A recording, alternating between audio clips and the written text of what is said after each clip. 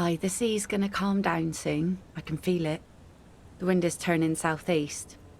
What's on your mind, officer? Oh, that's good to know, I guess. Why is it in the sea?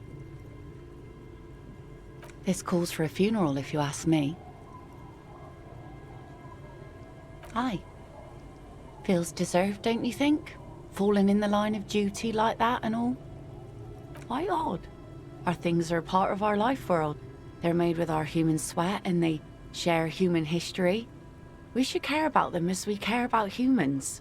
To some extent, at least. Oh yeah? You won't even be able to get it out of the water before early June. And where are you going to bury it? Who to invite? What music to play at the wake? Take it from someone who's been through a few funerals.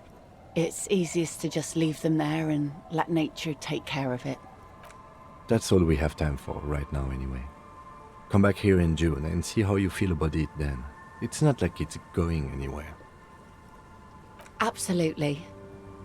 Things like what, for example? Oh? Who? Well, how can I assist you then?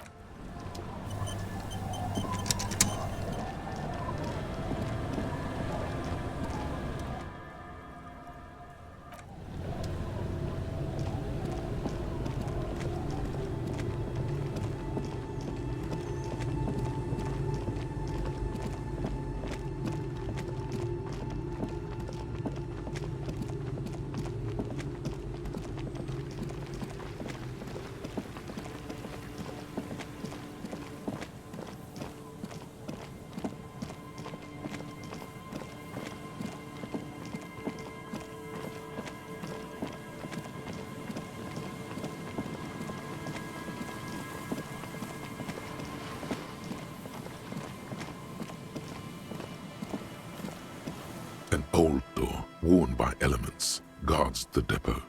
The wind has blown a sand dune in front of it. The door hasn't been opened in a long while. You see a handle. It's military. A service depot of some sort.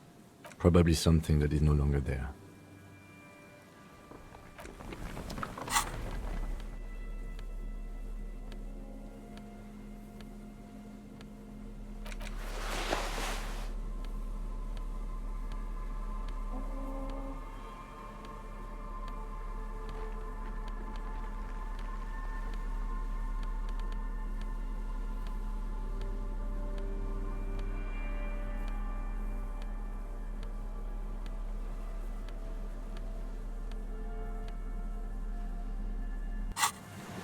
An old door, worn by elements.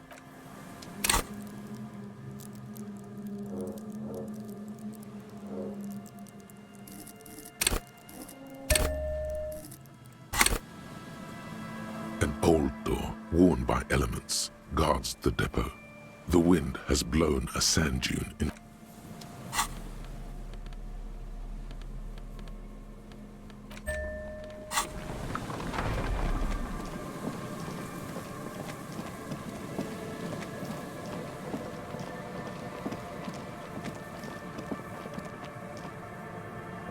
All the traps are stopped now.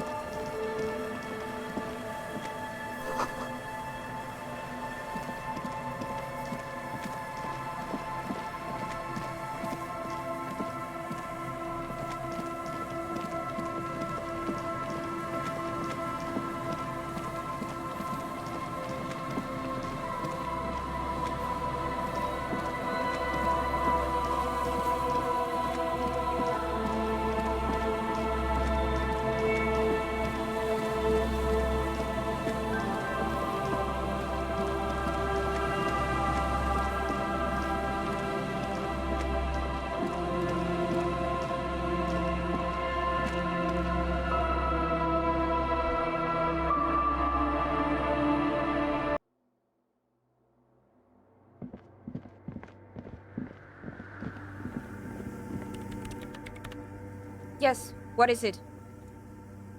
You arrested them? Didn't think the cops in this place had it in them. The Swallow, you mean? What about it? Ghosts? No, I don't think so. I don't believe in ghosts. She has already turned back to her keep. Great. Thanks.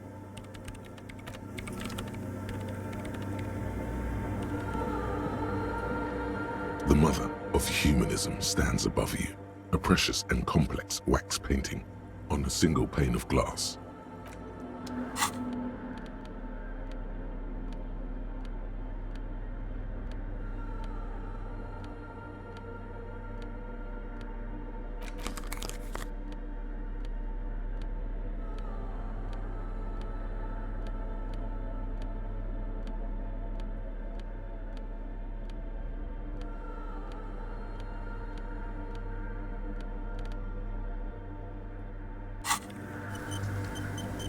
The mother of humanism stands above you. A precious and a jigsaw of broken shards falls into place in front of you. A ghostly reconstruction of the stained glass window. Before it was shattered, there was an older woman beneath the younger one. And a text, a light motif below them both. Unknown. A motor carriage, a gunshot, someone falling into it. Or maybe just hooligans looking for something to break. The escutcheon on her throne says, Irene the Navigator. She is depicted as an older woman wearing thick-rimmed eyeglasses, holding a golden rights apfel in one hand and a scepter in the other. This is the queen her innocence day advised. Above, she herself is whole. Small figures of wise men, common men, worshippers walk up the stairs to stand at her feet. Secret servicemen, 30 years, stand in a row guarding her. It must have taken years to produce this work in all its dizzying detail. Below both women, in luminous black letters, Après la vie, mort. Après la mort, la vie de nouveau. And then along the left side, Après le monde, la gré. Après le gré, le monde de nouveau. Death, life again. After the world, the pale. After the pale, the world again. This exaltation is common in Dolorian sacralism. In the early years, it was even incorporated as the RCM slogan. No more, however. Justice, union, prudence, and force. Eyes cool. The mother of humanism towers above you, a wax painting on a cracked pane of glass.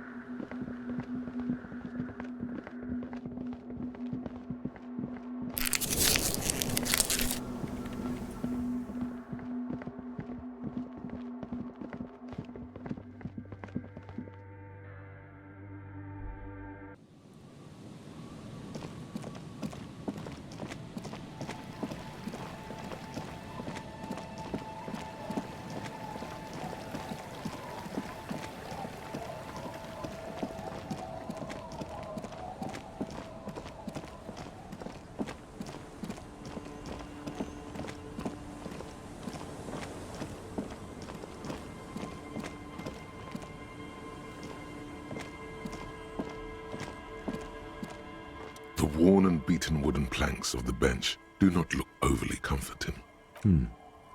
We can sit on benches after we've solved the murder.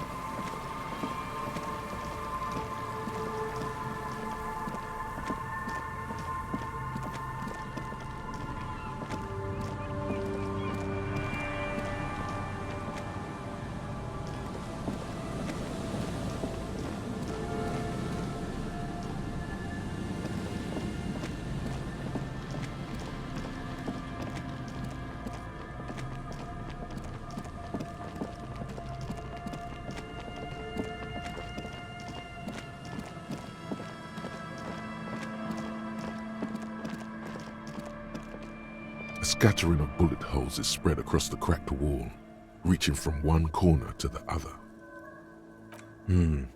Correct. The density of the bullet holes is unusual, even in a general average bullet hole frequency in Martinez's sense. Grim affairs. Meaning, this is a lot of bullet holes. Looks like fully automatic rifle fire.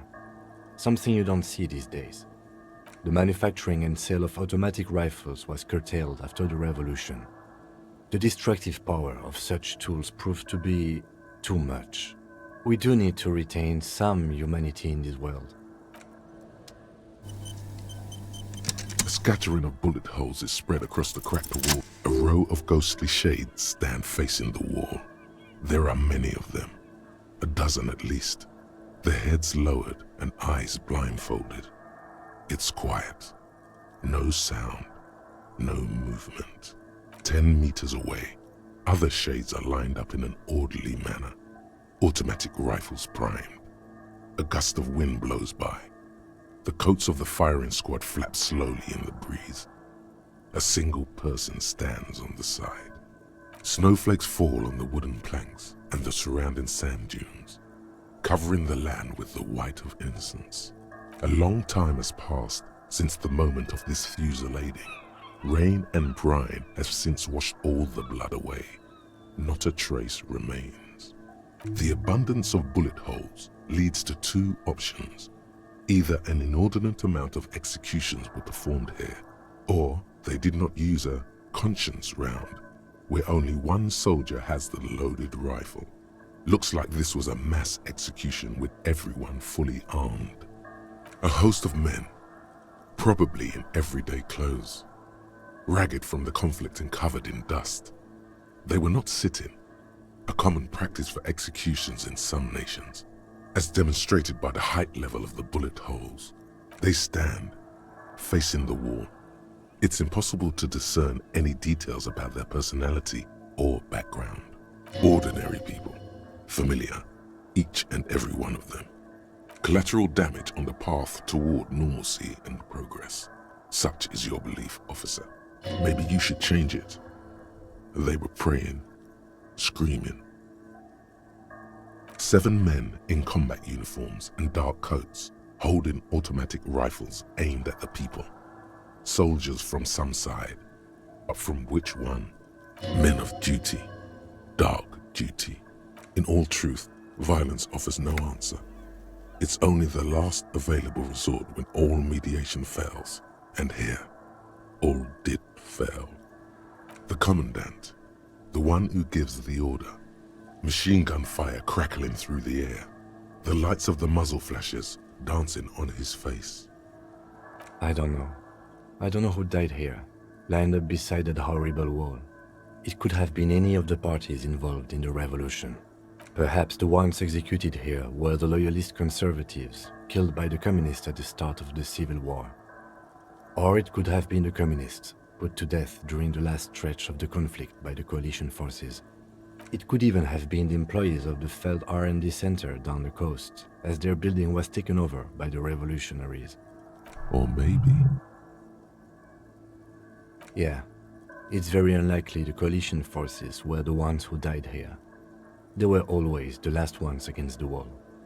To be honest, if a coalition member was anyone in this situation, it was a commandant, the superior giving the orders. A cold sea wind blows away the figures.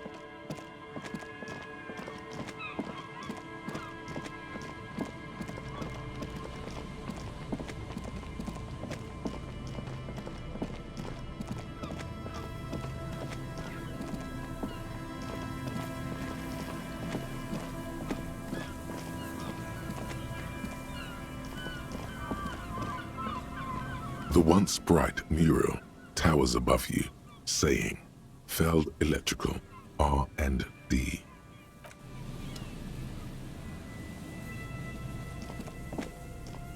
Good evening.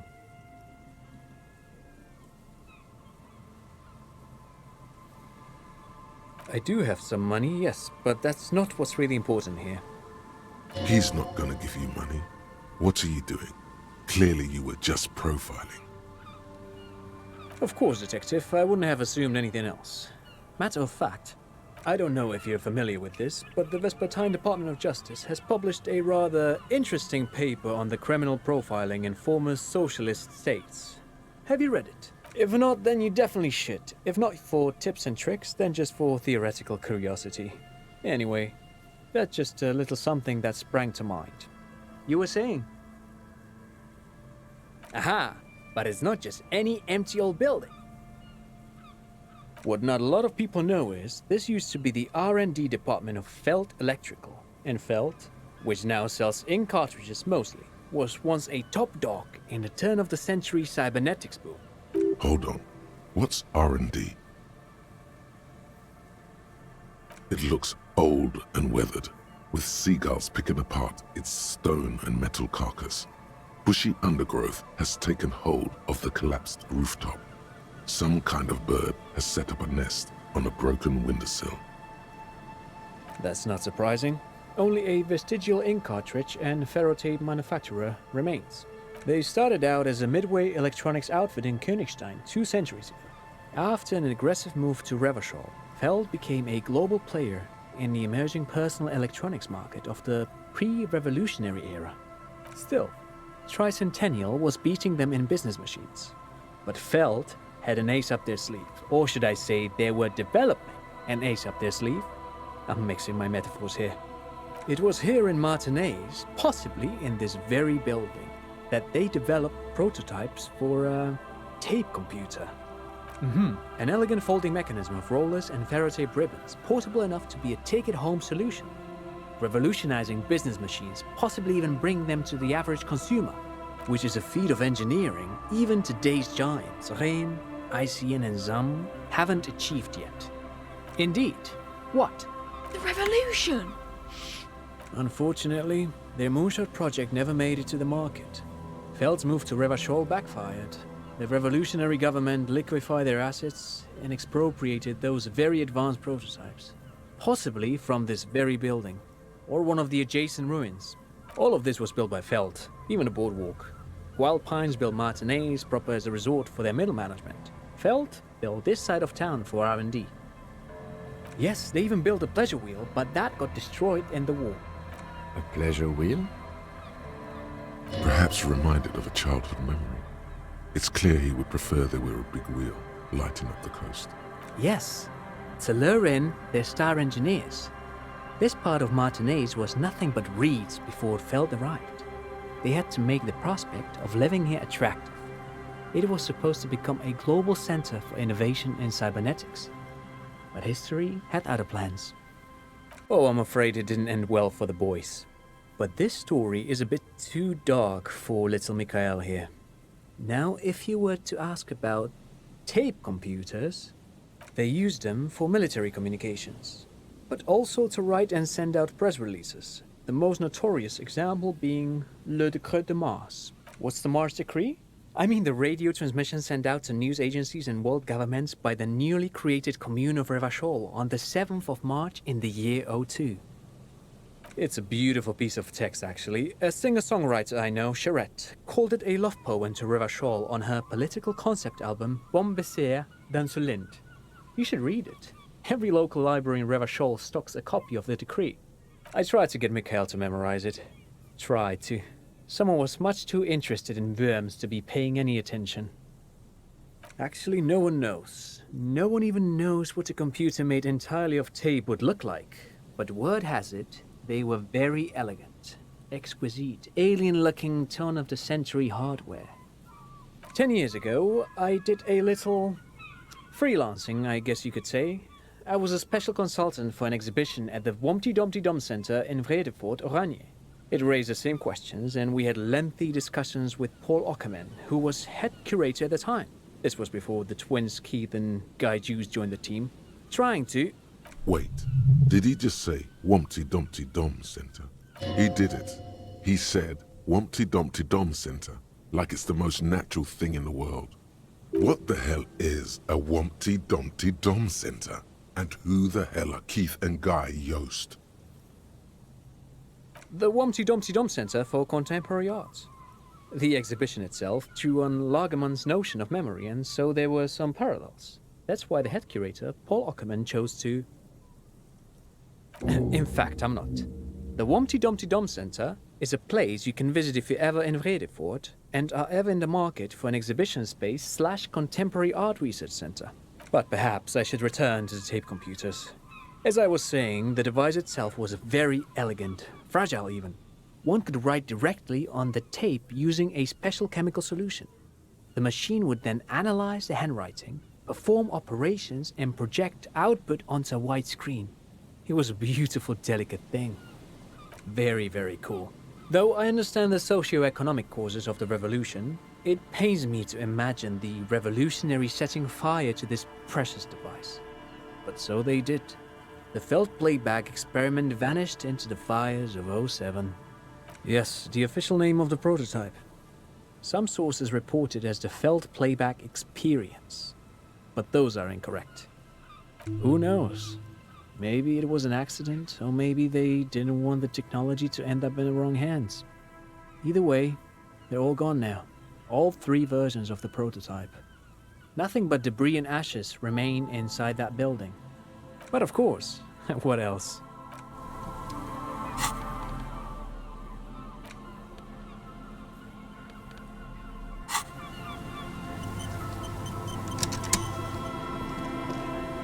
The once bright mural towers above you, saying, Feld Electrical.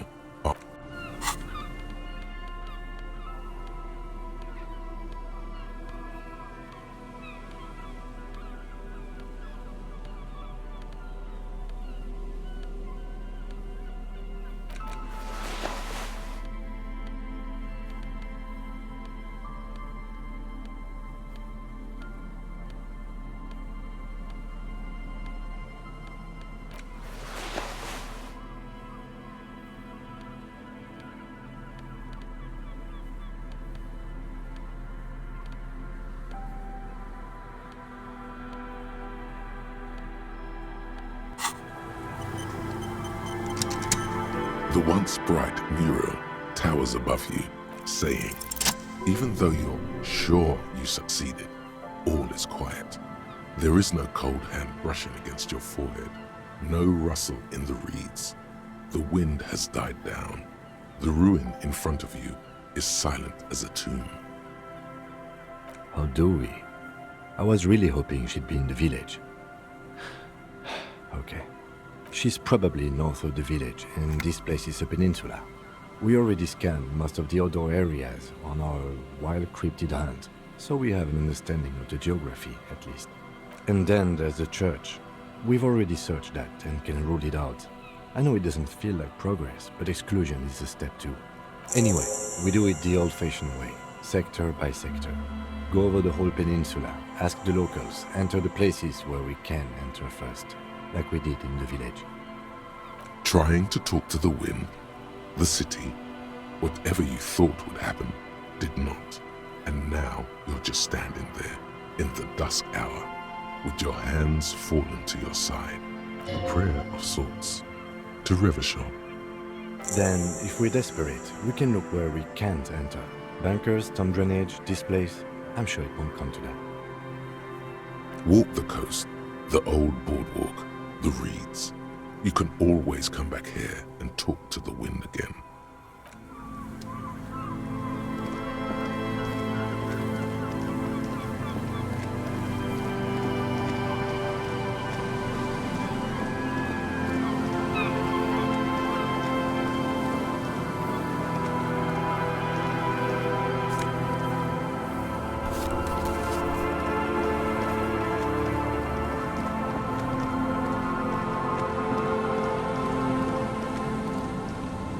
There's some tear.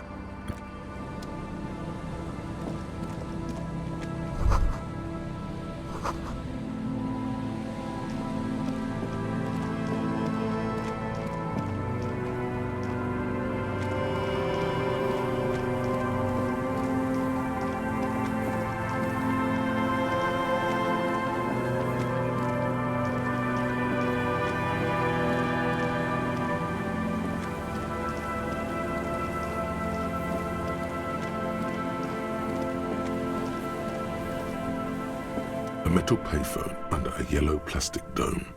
You could use it to call someone, unless you're out of change. You hear the tone. The machine is inoperable. Calling. Still calling. This feels wrong. Should you be doing this? End of tone. Someone picks up. Pierre? Is that you, Pierre? Do you have any news about Pierre? He's my sister's grandson. He used to visit me as a lad. Fine young man. But who are you, then? A salesman of some sort? Modern goods are rubbish, and I can't afford them anyhow. It's a shame what you did to our country. To hell with the police. To hell with you. Her voice is drowned in white noise. You get a sinking feeling. It makes you look if Lieutenant Kitsuragi overheard you. To your relief, he did not.